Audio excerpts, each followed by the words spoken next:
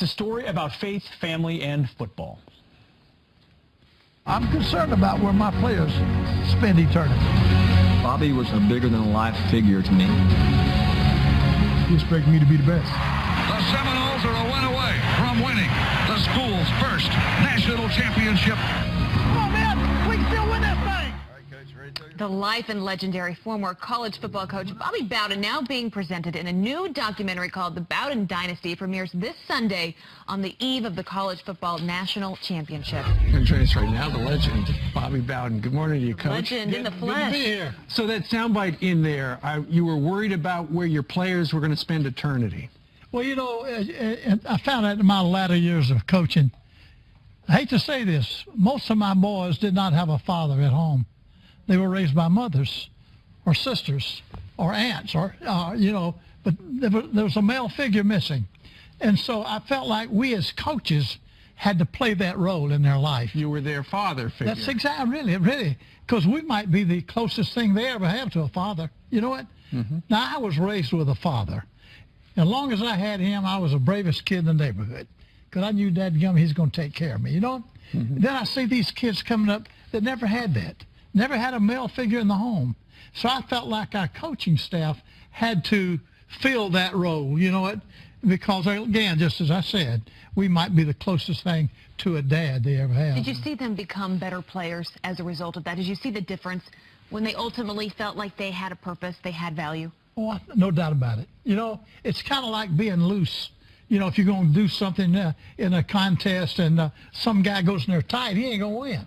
You know, if a guy that can kind of hang loose is going to do it. And I think once a guy gets that feeling that he is saved, or however you'd like to say it, I think he performs a lot better. Coach, you know, faith is such a big part about what you talk about. And even in that clip, it was a clip of you praying with your team. We see, it feels like almost weekly now, instances of coaches being condemned or told they can't pray with their players, that that's not suitable. I mean, what do you say to that? You know, that's probably about 2,500 years old. That Christians are going to be persecuted. There's too many people that don't like them. You know what I'm saying? And we see that happening all over the world, you know. So if you're going to be a Christian or if you're going to announce God, you're going to turn a lot of people off, you know what? But so what? Sure. I don't mind getting turned off for that. What about, and this has turned off a number of people who watch the NFL. Yeah. When Colin Kaepernick started taking a knee and refused to stand for the national anthem, if he was on your team, what would happen? I would call him in and plead with him, son, I don't think it's wise to do that when the Star-Spangled Banner is being played. There's too much history of that Star-Spangled Banner. There's too much blood that's been given for that Star. But I think, Bobby, people have made that argument to him, and he continues to take the knee. Well, I couldn't do anything about that. Now, you've got a choice. Let's kick him off the team. I'm not sure how well that would work. You know what? Well, let's keep him on the team. I guess they just have to let it go. I was never faced with that, but I would talk to my team about the value of the flag and of our nation, you know, and try to get them not to do that. Was there get another town to do it? It's a nice cause. Yeah. Was there ever any pushback to that? Pardon? Was there ever any pushback when you would talk about values, when you talked about the American flag, when you talked about your faith? Was there ever any pushback to that? That's a very good question.